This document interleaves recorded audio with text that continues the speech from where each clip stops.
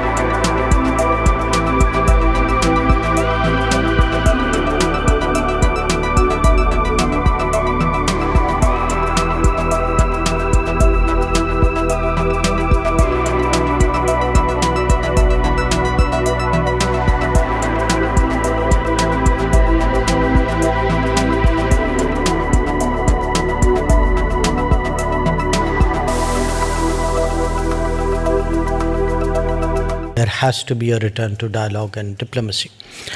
Now, since the conflict started in February, obviously the immediate pressures and anxieties have changed with the passage of time. In the initial weeks, a lot of that was centered for us around a very large number of Indian students that we had, more than 20,000 of them in Ukraine, and how to get them out of the conflict zone. And we did so, and we did so with also the support of all the neighbors of Ukraine. And that is also something which I would be expressing to the ministers of Czechia and Slovakia when I meet them.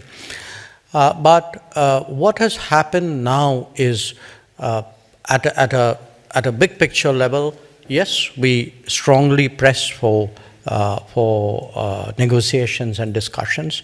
My Prime Minister has had a recent conversation not just with President Zelensky, also with President Putin. This is not the first conversations he has had. They've been talking from time to time. I myself have spoken again to Foreign Ministers Lavrov and Kuleba.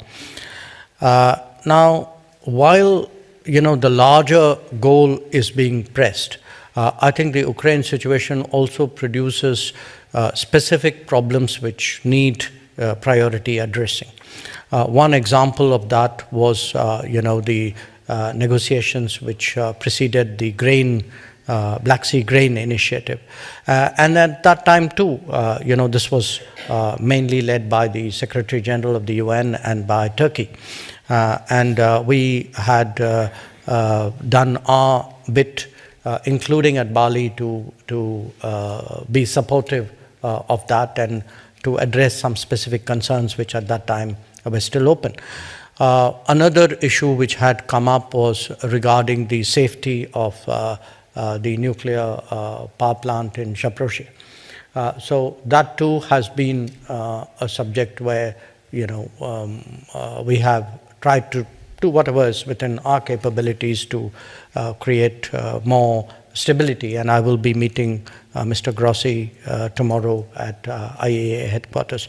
So the point which I want to make is, yes, I think there is today very strong global sentiment for ending this conflict, for getting back to negotiations.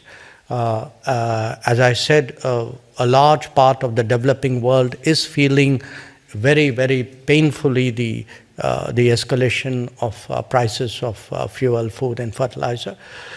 So we articulate that sentiment, but also as today G20 president, I think we have a responsibility of trying to channel and capture global views in this regard and see how we can take that forward in a positive direction.